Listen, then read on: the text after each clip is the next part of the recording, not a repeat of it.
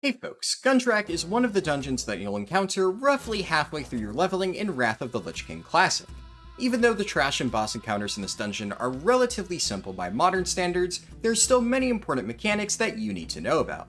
Since this guide will cover both difficulties, I'll be sure to mention whenever an ability is unique to the heroic version of the dungeon. Finally, while the footage shown here is from retail World of Warcraft, all of the strategies in this guide are written with Wrath Classic in mind. With all of that being said, let's get into Gundrak. Before I discuss the strategy for this dungeon, I want to quickly touch upon an element of Gundrak that is fairly unique.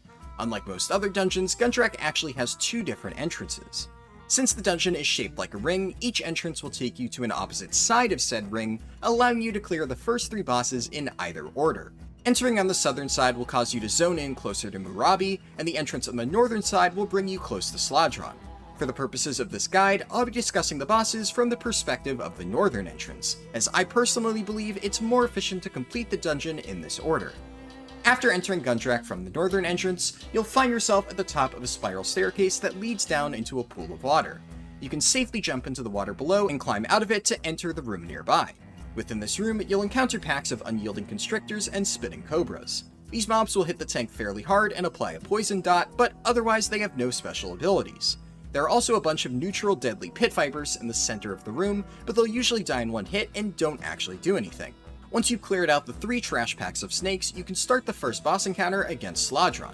The boss will only cast three abilities himself. Venom Bolt is a spell which targets a random player and deals a moderate amount of nature damage. Powerful Bite is a heavy hit on the tank that also reduces their armor by 35%. Finally, Poison Nova is a cast which deals high nature damage to all players close to Slad'ran, and it leaves behind a nasty dot for 10 seconds. Ideally, your DPS and healers should move away from Slad'ran in order to outrange this ability, but if anyone gets hit, you should cleanse the dot off of them to limit the incoming damage. These abilities aren't incredibly impactful on their own, but Slad'ran will also summon two types of snakes, and this is where the actual difficulty of the encounter lies. The first ad, Slad'ran Viper, doesn't do much outside of biting the tank and leaving behind a light poison dot. The second ad is Slad'ran Constrictor, and this mob will fuck you up if you don't kill it fast enough. When this Constrictor attacks a target, they'll apply stacks of Grip of Slad'ran. If this mob lives long enough and gets the stacks up to 5, the target will be stunned for 10 seconds. It is possible to break out the stun player early if you kill the snake rat mob that's surrounding them, but realistically, once the stun goes out, the fight will begin to spiral out of control. Your group's top priority at all times should be to kill off any Slad'ran Constrictors that spawn in the room. If you kill them quickly enough, they won't be able to reach 5 stacks, and your group should be safe. After you've killed Slad'ran, the absolute first thing you need to do is to click the altar located nearby, as this is required for unlocking the final boss. Each of the first 3 bosses will be situated next to an altar, and all 3 of them need to be activated in order to complete the dungeon. Here, my strategy will take an interesting turn, as I actually recommend jumping off the nearby balcony and swimming through the water. While swimming, you'll be attacked by multiple Drakkari Frenzy ads. It's crucial that your tank actually makes an effort to pick these up instead of just swimming to the shore. If these mobs get aggroed onto the healer, they'll tear that poor bastard to shreds, so obviously you don't want that to happen. Once you're in the water, you'll want to swim to the other side of the room and then wrap around the left wall until you hit a pile of skulls. This will allow you to climb out of the water and immediately reach the second boss, Drakkari Colossus. You don't want to just go ahead and pull him though, because doing this will cause some of the nearby trash to join the fight. However, if you hug the left or right wall really tight, it's possible to sneak past the Drakkari Colossus and kill off this trash before you fight him. The two mob types you'll face here are Living Mojos and Drakkari Golems. The Living Mojo will shoot out a frontal cone that deals damage to anyone hit and leaves behind a light nature dot. Also, they'll periodically throw down a patch in the ground which deals ticking damage to anyone standing inside. The Drakkari Golems are much scarier, as they'll hit fairly hard, cast Thunderclap to deal damage to melee DPS, and cast Shockwave to stun the tank for 2 seconds. Because of this 2-second stun, you'll want to prioritize killing the Golems over the Living Mojos. Overall, while these mobs aren't too difficult to handle, the hard part is of course killing them off while being careful to not pull the boss. I'll admit, this is definitely the most challenging strategy that I've recommended in one of my guides, but if you manage to pull it off, it'll save your group a ton of time. The alternative to this method is just clearing all of the trash after Slad'ran, which, while easier, takes about 2 to 3 times as long to complete. When you finally engage the Drakkari Colossus, he'll start in Phase 1, which is honestly a complete tank and spank. The only notable ability he has is a Mortal Strike effect which reduces the tank's incoming healing by 75% for 3 seconds. After reaching 50% health, the Drakkari Colossus will spit out a new boss called the Drakkari Elemental. This mob is basically just a beefier version of the Living Mojo ads from before the boss. He'll turn into a wave and charge at a random player, dealing damage to anyone hit and leaving behind a nature dot. Additionally, he'll throw puddles at random players throughout the fight, so your tank should continue moving the boss whenever a puddle spawns. After the elemental reaches 50%, it'll return to the Drakkari Colossus, causing the fight to rotate back into Phase 1. You'll then repeat the exact same process of killing the Colossus, spawning the elemental, and finishing it off. Before leaving the area, don't forget to activate the altar located behind the boss. From here, there are two different paths which you can take, but they're roughly equidistant and end up in the same location. If you walk towards the remaining living mojos and golems and then hook right, you'll encounter a side passage that runs along a cliff. You'll want to jump off this cliff into the water below, and then swim across to reach the far shore. Alternatively, you can head down the ramp into the central pool of the dungeon, which is connected to the adjacent bodies of water by a series of underwater tunnels. Like I said, both options will fight the exact same amount of trash, that is to say 0 outside of the frenzies, and they take roughly the same amount of time to traverse. Most groups will opt to jump off the cliff, but I did want to mention the underwater tunnels because I personally think they're cool. Once you've reached the shore, you'll want to quickly move into the next room before the patrolling Drakkari Earthshaker gets too close. This will lead you straight into a fight against 3 mobs, which can be any of the following enemies: Drakkari Medicine Man, Drakkari God Hunter, Drakkari Lancer, or Drakkari Fireweaver. The God Hunter is the weakest of these 4 options by far, as he'll just attack the tank and cast deterrents when he gets damaged. Predictably, the Medicine Man is a healer, and he should be your top kill priority. In addition to casting Healing Wave and Earth Shield on friendly targets, the Medicine Man will actually link himself to a random player, causing him to cast from their mana pool instead of his own. Obviously, this will really suck if it targets your healer. Drakkari Fireweavers are fairly standard. They'll cast single target flame spells on the tank, and they'll periodically cast Blast Wave, hitting your group for a light amount of fire damage. Finally, the Drakkari Lancers are easily the most annoying and deadly mobs in the pack, but that's only if you don't understand their abilities. They'll periodically disarm the tank, which on its own is annoying, but it's not a huge deal. The scary part about these mobs is their retaliation ability, which causes them to reflect all melee attacks for 5 seconds. If one of your melee DPS is just tunneling into these guys, it's extremely likely that they'll end up killing themselves the moment retaliation goes out. Because this exists, melee will need to be super careful and avoid attacking the Lancer unless they're absolutely confident the retaliation won't be back up for a few seconds. The final pack before Moorabi contains 2 Drakkari Earthshakers and 1 Drakkari Inciter. All these mobs really do is hit the tank, so you can cleave them down and move on to the 3rd boss encounter. Moorabi is an extremely simple boss, provided your group actually knows how to interrupt.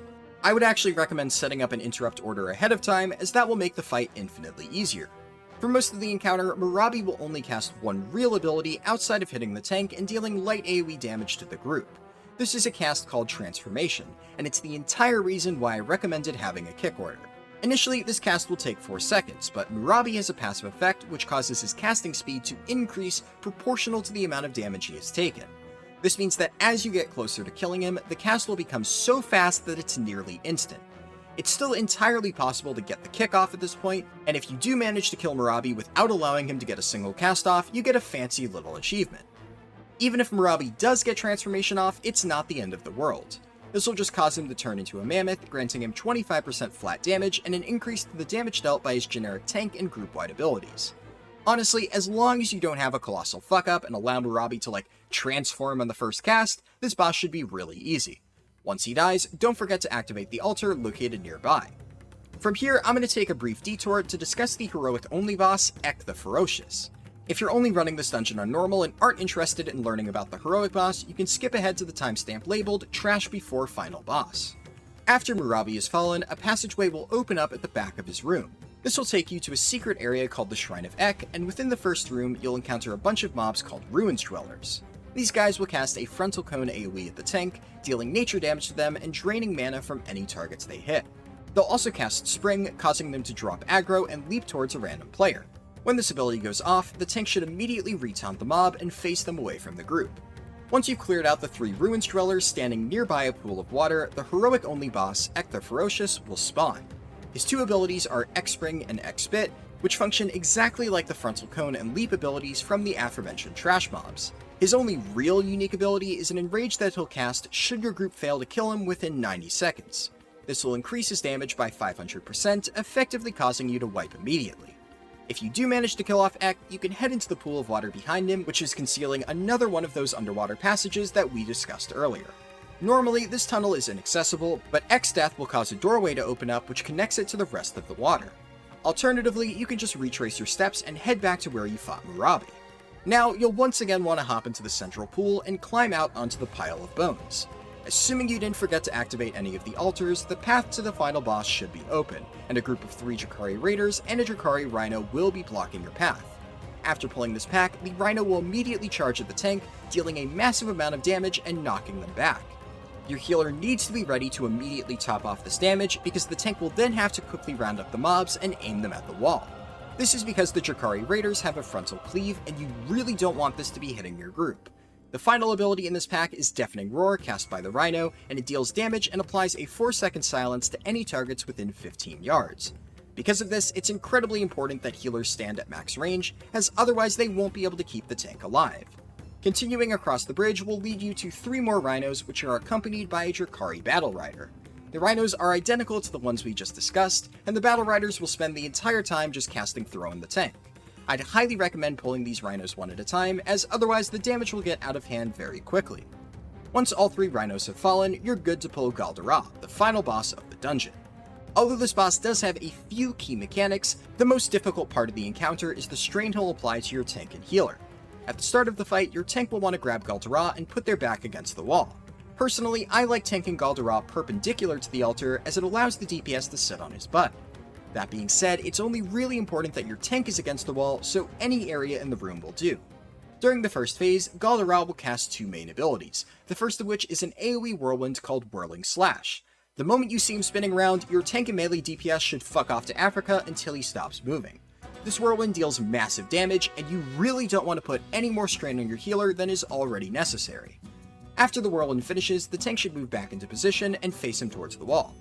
The other Phase 1 mechanic is Stampede, which causes spectral rhinos to appear and charge at a random player, dealing damage to them, interrupting any spellcasting, and knocking them back. This is one of the reasons why the tank needs to have their back facing a wall. Around 30 seconds into the fight, Gundrak will turn into a rhino, beginning Phase 2. This is where things start to get really sketchy. For starters, Gundrak will begin absolutely dumpstering your tank with auto attacks, and this is largely because of the enrage effect that he applies to himself. If you have a hunter or a rogue in your group, they should remove this enrage effect as quickly as possible. Gundrak will also periodically cast Stomp, dealing a heavy chunk of damage to everyone in your group and knocking them back. The final ability in this phase is Impaling Charge, and it's extremely deadly. This causes Gundrak to charge at a random player, dealing a chunk of damage to them and impaling them on his horn. When this happens, the target will be taking massive ticking damage for the next 5 seconds, and your healer will have to work overtime to keep the player alive. At this point, there's so much damage going out that I would even recommend DPS or tank players with healing spells to throw out a few of them and give the healer a bit of breathing room. Also, if you have a paladin in your group, they can throw Blessing of Protection onto the impaled player in order to negate all of the incoming damage. Shortly after the impale is finished, Gundrak will revert back to Phase 1, and the fight will just repeat until you kill him or he kills you. And with that, we've covered everything you need to know in order to clear normal or heroic Gundrak in Wrath of the Lich King Classic. If you want to learn more about the other dungeons present in Wrath Classic, I'd recommend checking out my Dungeon Guide playlist, which you can find linked in the description below.